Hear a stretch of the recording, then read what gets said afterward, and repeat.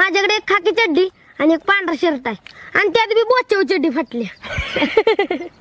आई शिवते आदन मधनं नवी घे म्हणलं पण घेत नाही.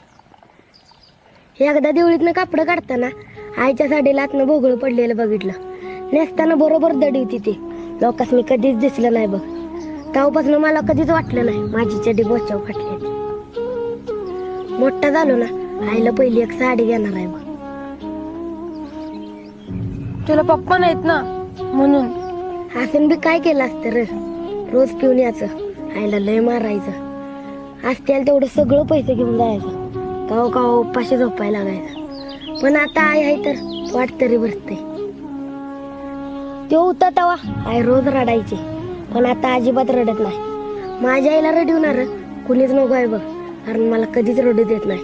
रडलो तरी माडी घेऊन घास भरवती बघ. माझ्या आईने